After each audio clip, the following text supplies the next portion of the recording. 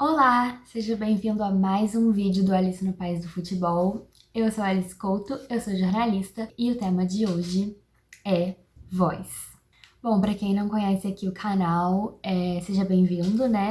Me segue no Instagram, meu Instagram é @Alice no País do Futebol. E aqui no YouTube também, Alice no País do Futebol. Se inscreve aqui no canal, ativa o sininho se é a sua primeira vez por aqui. E se não é, se você ainda não é inscrito, por favor. Hoje, especificamente, eu vou falar de narração. Narração esportiva, que é um tema que tem estado aí em alta, né? Porque eu sempre falo de comentaristas, sempre falo de jornalistas, de campo, enfim, porque é a área que eu atuo mais, mas a questão da narração feminina é uma questão que tem vindo à tona tanto no rádio quanto na televisão, e eu acho que é importante falar sobre ela. Além de tudo, né, além de tudo que a gente passa, que a gente vive nesse meio do jornalismo esportivo, né, a gente ainda tem que escutar coisas sobre mulher não poder narrar partidas de futebol ou de outros esportes, o que não faz nenhum sentido.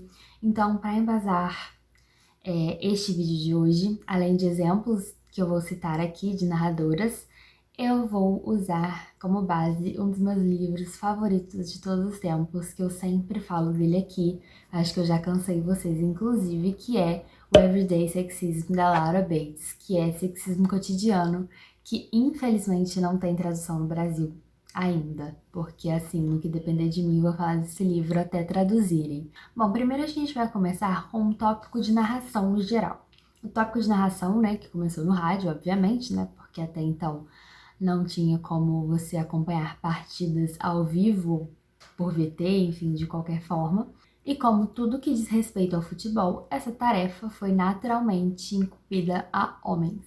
Por nenhuma razão específica, mas porque, como tudo que na época, né, foi direcionado a homens, homens entendem de futebol, homens falam de futebol, homens jogam futebol, e aí então a gente vai deixar essa função da narração para homens também.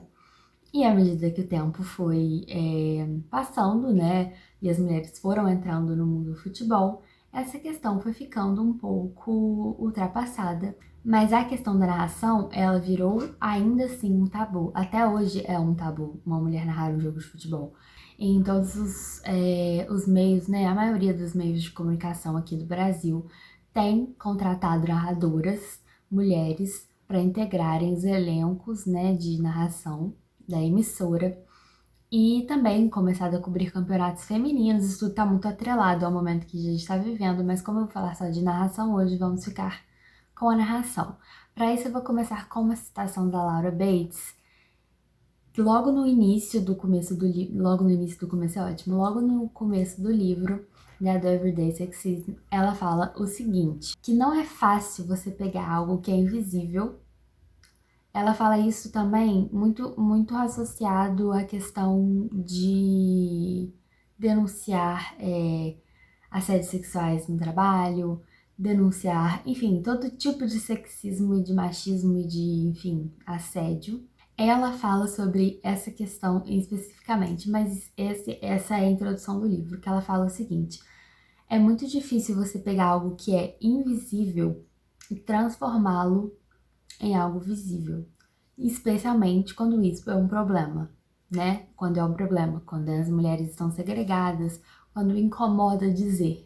Ninguém nunca quer ser a pessoa que vai dizer. Quando você começa a falar de coisas assim, especialmente coisas relacionadas ao sexismo, você tem que apontar dedos, você tem que dizer quem, você tem que dizer onde, você tem que ocupar espaços que antes não eram ocupados, e isso sim causa, né, você problematiza uma questão que antes ela não existia e agora ela existe, e ela causa incômodo, ela causa problema, e ninguém quer ser a pessoa a trazer este problema. Graças a Deus, né, as mulheres aí estão trazendo esse problema. Ele é real hoje, né, e estamos falando sobre isso, mas ainda é um tabu, especialmente essa questão da narração. Não só Laura Bates, como várias autoras falam isso, né, sobre desde a infância a gente ser levada ao que é de menino, ao que é de menina, aos brinquedos que são de homem, aos brinquedos que são de mulher, as tarefas que são de homem, as tarefas que são de mulher, e o futebol quase sempre é empurrado pelos homens. Então, tipicamente masculina é a função de narrar futebol, né? E quando você parte para uma narração feminina, você quebra um tabu, você problematiza, você, né, começa a falar de algo que estava invisível. E aí vem uma questão que eu acho muito engraçada, né? Por a gente ter narrações muito ligadas ao público masculino, né?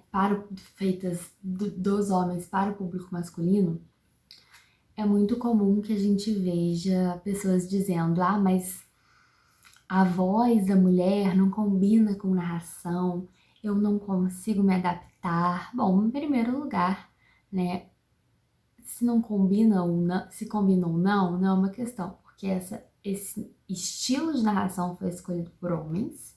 E segundo, quem é que disse que, né, as mulheres não podem acompanhar esse estilo ou se não criar um próprio para narrar partidas de futebol, porque nunca em nenhum momento isso foi dito. É uma regra invisível de que as pessoas estranham um pouco mulheres narrando, ou não gostam, ou não se sentem confortáveis, como se isso fosse alguma coisa, enfim, eu não me sinto confortável com fulana narrando o jogo do meu time, então eu acho que ela não deveria narrar, coisas que não fazem o menor sentido. Mas então essas tarefas, né, incumbidas ao que é de homem, ao que é de mulher, e o fato de que narrar não é de mulher, isso é uma questão, né, que é muito forte ainda, por mais que a gente fale e a gente lute, né, a gente tem aí hoje narradoras mulheres, né.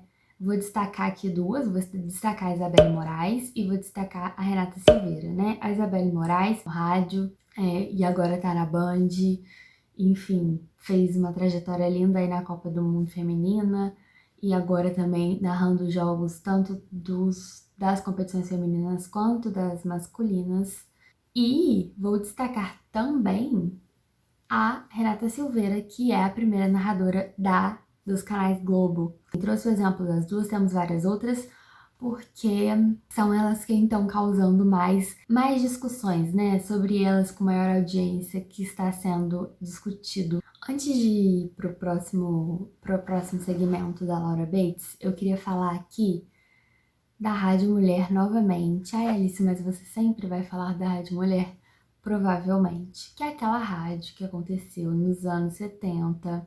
Só mulheres participavam das coberturas e também coberturas esportivas, em que a Zuleide Ranieri foi a primeira mulher a narrar partidas na rádio, né? Essa mesma rádio que, a gente recapitulando, era uma rádio, o diferencial dela era ter mulheres comentando sobre assuntos variados, e ela foi fechada porque o dono achava que faltava uma opinião masculina. Sempre bom lembrar. Laurinha conta o seguinte, em determinada parte do Sexismo Cotidiano: tudo que a gente acredita sobre nós mesmas, tudo que a gente entende como verdade, ou tudo que a gente sabe de outras pessoas que são inspiração pra gente, vem de histórias, correto? E a gente escuta elas desde criança, a gente escuta elas adultas, né, dependendo da história, e elas moldam, né, as nossas aspirações, as nossas vontades, os nossos gostos, e a gente passa a admirar pessoas ou não, enfim. E aí ela diz, completando esse pensamento, que a história que a gente vai deixar no mundo é o nosso legado, né? Ela diz que a gente vai em busca de fazer algo, né? Todas as pessoas vão em busca de fazer algo na vida, e que deixar a história para contar é um legado do que a gente faz. E que essas histórias pouquíssimas vezes são contadas por mulheres. E eu acho que aqui a gente pode associar tanto a questão da mulher fazendo história ao narrar partidas pela primeira vez, ao estar pela primeira vez presente em lugares do esporte, mas também, né, as mulheres podendo contar, podendo narrar, podendo dizer, podendo ter a voz no que diz respeito a uma narrativa, no que diz respeito a um acontecimento. Em 2013, quando ela escreveu o livro, que é muito impensável na cabeça dela como as histórias das mulheres não estão sendo contadas. E quando estão sendo contadas muitas vezes por homens. E aí ela questiona por que isso acontece, né? Por que a gente não pode contar as nossas próprias histórias? Claro que quando eu faço essa pergunta, todo mundo tem uma resposta diferente, mas no fundo a gente chega no mesmo lugar, que é por conta de uma sociedade patriarcal. É hora, né? A gente vive um momento, nesse momento do feminismo, nessas pautas do feminismo, de dizer, do nosso direito de dizer e de falar para o mundo a nossa verdade, a nossa voz e o nosso legado, o que a gente tem a dizer, o que a gente tem a deixar e o que a gente tem a mostrar e ensinar. E por essa razão eu dei o nome desse vídeo de Voz. Por quê? Né? Eu coloquei Voz no título do vídeo. Por quê? Porque mulheres como a Renata e como a Isabelle na mídia, elas começam a contar histórias do ponto de vista delas e do ponto de vista nosso, que é o ponto de vista das mulheres que são jornalistas esportivas, das mulheres que dedicam de fato a vida a falar de futebol ou outro esporte, a cobrir, a jogar, a falar. Essas mulheres estão tendo a chance, pela primeira vez na história, de contar a sua versão da história e tentar deixar um legado que permita que outras mulheres passem a deixar cada vez mais histórias para frente.